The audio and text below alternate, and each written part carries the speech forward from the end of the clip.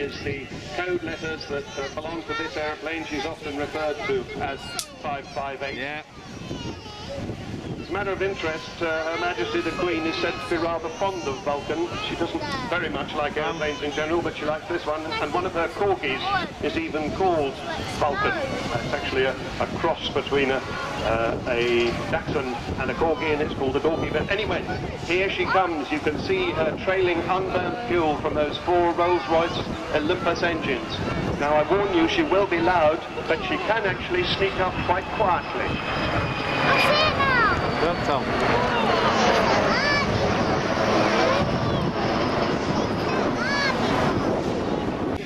Now, that amazing shape that we see there in silhouette form, the Americans used to call it the aluminum overcast, because when she flies over, the sky goes dark.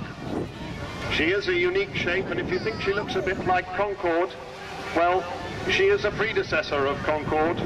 And the original drawing that we have from 1946, when the great designer first drew the picture, he later extended that, and it is recognizably Concorde. Now, as she comes back towards us, I think we're probably going to hear the engines powering up any time now.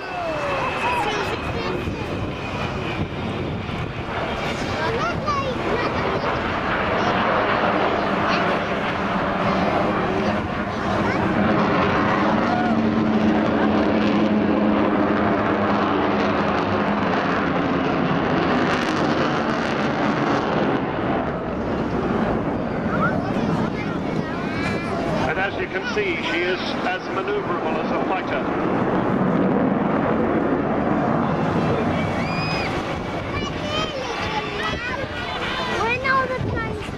In fact, when she first flew at Farnborough, the year after her first flight, the great test pilot, Rowley Fulk, did actually do a complete roll as part of his display, demonstrating the fighter-like performance. He wasn't allowed to do it very many times, and sadly we're not allowed to do it now. But it did show how very maneuverable this great big bomber it actually is.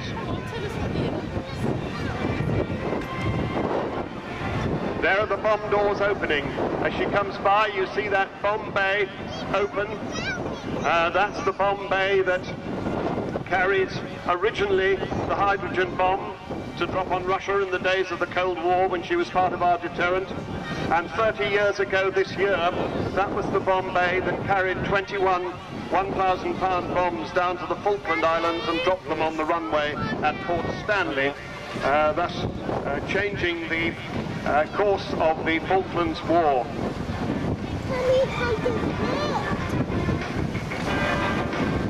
The crew that did that flight down to the Falkland Islands were mentioned in dispatches, and the captain, who is now the chief pilot of the Vulcan operation, Martin Withers, was awarded the Distinguished Flying Cross. Tom. I was talking about Roy Chadwick, the designer, earlier. He, sad to say, died shortly after designing this aeroplane, so he never saw her fly. But she was eventually, the design was continued by Stuart D. Davis. And 136 of these aircraft were eventually built. Bomb doors closing as she comes round for the second time.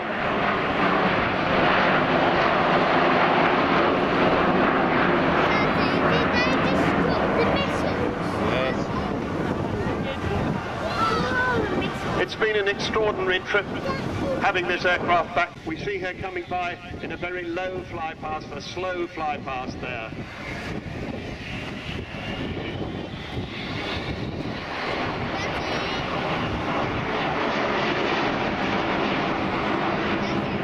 This whole operation runs on a knife edge. She lurches from one financial catastrophe to another. Several times the engineers who look after her, headed by the great chief engineer there, who is Taft Stone. He and his men have been given their notice because there wasn't enough money to keep them. But they're still there, she's still flying, and we still continue to need your help to keep her flying. More about that just in a moment. There must be a queue of people waiting to pilot the aircraft. I mean, how do you become the lucky pilot? Well, we have about 5 pilots. They're all very well qualified. Some of them are, most of them are ex-Vulcan pilots, not all of them. The guy flying today, Phil O'Dell, is not an ex-Vulcan pilot, but he is the Rolls-Royce chief test pilot.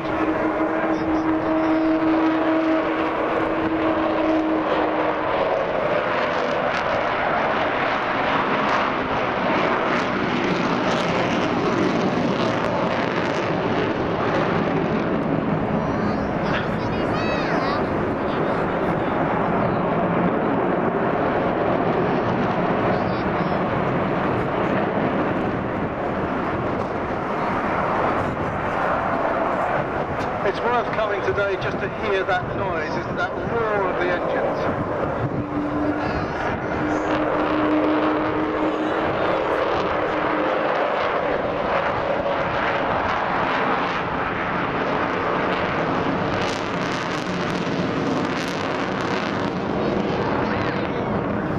Well, that howl that you heard is the famous Vulcan howl. It's unique to the aircraft. Nobody quite knows why it happens, but it does, thanks to them. They're not selling them there, are they? No, I don't think so. Ladies and gentlemen, the Vulcan Bomber!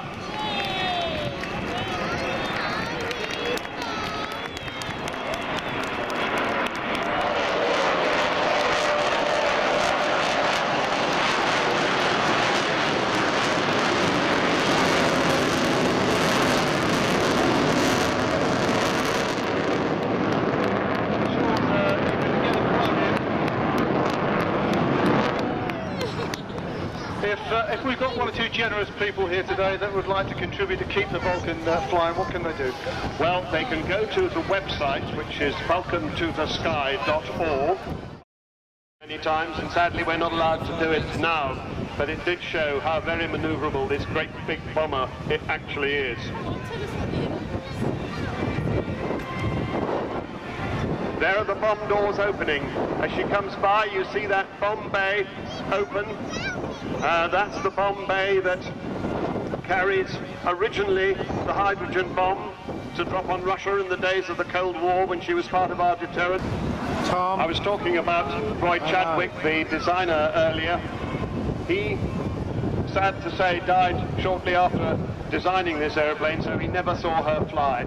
But she was eventually, the design was continued by Stuart D. Davis. And 136 of these aircraft were eventually built. Bomb doors closing as she comes round for the second time.